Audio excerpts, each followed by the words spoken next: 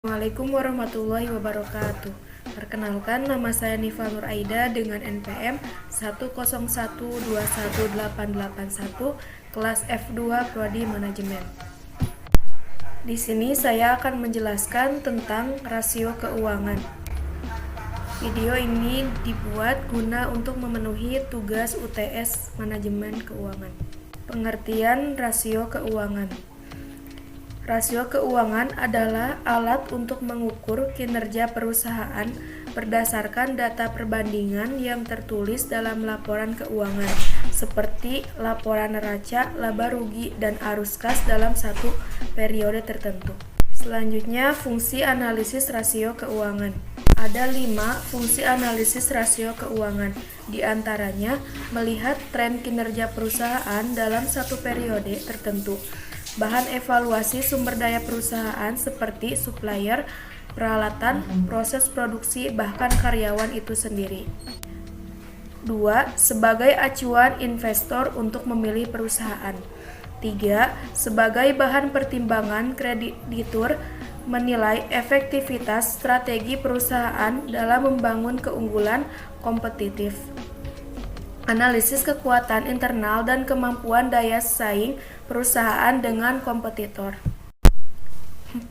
Sebagai bahan referensi audit internal transaksi yang terjadi pada perusahaan baik dari sektor keuangan operasional atau sektor lain, menentukan nilai kewajaran keuntungan yang diperoleh perusahaan.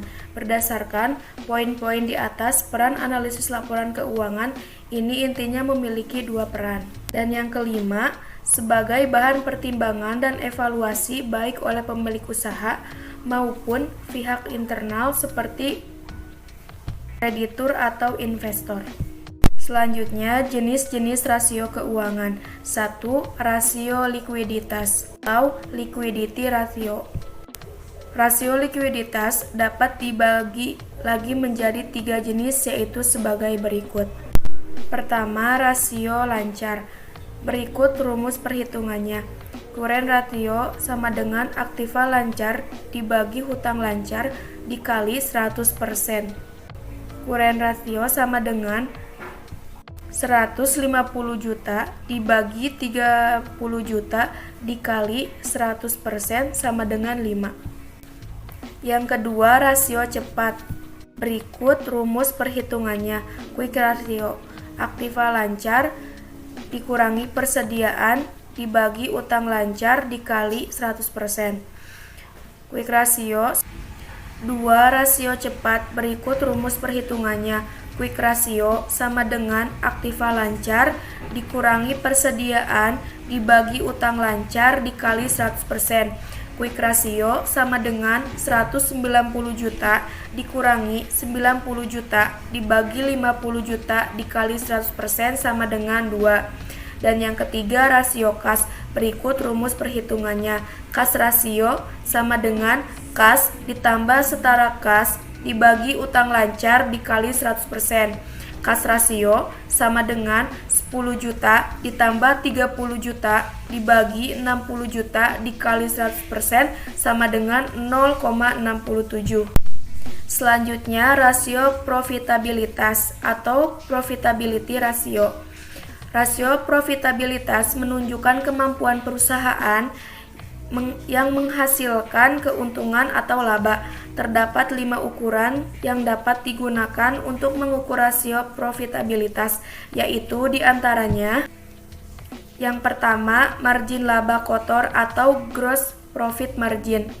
Adapun rumusnya, gross profit margin sama dengan laba kotor dibagi penjualan dikali 100%. Gross profit margin sama dengan 79 juta dibagi 300 juta dikali 100% sama dengan 26,33%. Yang kedua, laba bersih atau net profit margin. Adapun rumusnya, laba bersih setelah pajak atau EAT dibagi penjualan neto dikali 100%. Net profit margin sama dengan 80 juta dibagi 300 juta dikali 100% sama dengan 26,7%. Ketiga, return on equity Adapun rumusnya, return on equity sama dengan earnings after tax dibagi modal sendiri dikali 100%. Return on equity sama dengan 24 juta dibagi 200 juta dikali 100% sama dengan 12%. Dan yang kelima adalah return on assets. Ada perumusnya, return on assets sama dengan EBIT dibagi total aktiva dikali 100%. Return on asset 51 juta dibagi 200 juta dikali 100 juta. Dan yang kelima adalah return on assets. Ada perumusnya, return on assets sama dengan EBIT dibagi total aktiva dikali 100%.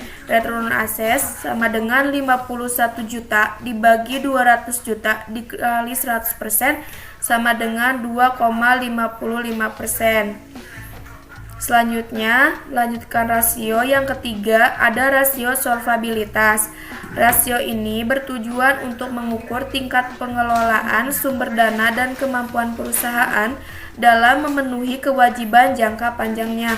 Ada dua jenis rasio solvabilitas, yaitu yang pertama, 1. Debt to equity ratio. Ada perumusnya, debt to equity ratio sama dengan total utang dibagi ekuitas dikali 100%. Debt to equity ratio sama dengan 565 juta dibagi 1 miliar dikali 100% sama dengan 56,5%.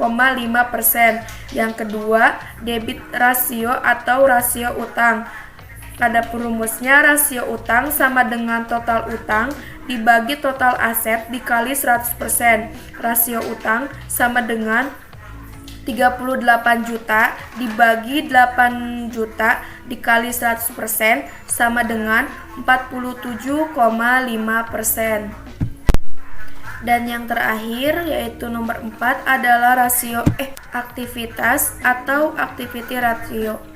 Rasio aktivitas mengukur seberapa efektif perusahaan memanfaatkan segala sumber daya yang memiliki. Dalam finansial rasio analisis ini, aktivitas yang rendah pada tingkat penjualan tertentu mengakibatkan semakin besarnya dana ditanamkan pada aktivitas yang lebih produktif. Dan yang keempat, rasio aktivitas atau activity ratio. Rasio aktivitas mengukur seberapa efektif perusahaan memanfaatkan segala sumber daya yang dimiliki. Dalam finansial rasio analisis ini, aktivitas yang rendah pada tingkat penjualan tertentu mengakibatkan semakin besarnya dana lebih yang tertanam pada aktiva. Dana lebih ini yang dimana dampak dari aktivitas rendah menjadi lebih baik jika ditanamkan pada aktivitas yang lebih produktif. Perputaran piutang. Perputaran piutang digunakan untuk mengukur kualitas dan efisiensi tingkat perputaran piutang perusahaan dalam satu periode dengan membandingkan penjualan dengan rata-rata piutang. Semakin tinggi rasionya, maka semakin baik kualitas dan efisiensi perputaran piutang perusahaan. Perputaran itu dibagi menjadi dua. Yang pertama, perputaran aktiva atau asset turnover. Perputaran aktiva tetap sama dengan penjualan dibagi aktiva tetap. Perputaran aktiva tetap sama dengan 300 juta dibagi 200 juta sama dengan 1,5 kali. Yang kedua, perputaran aktiva tetap atau fixed asset turnover. Perputaran aktiva tetap sama dengan penjualan dibagi aktiva tetap. Perputaran aktiva tetap sama dengan 300 juta dibagi 260 juta sama dengan 1. Terima kasih, mungkin cukup sekian yang dapat saya sampaikan.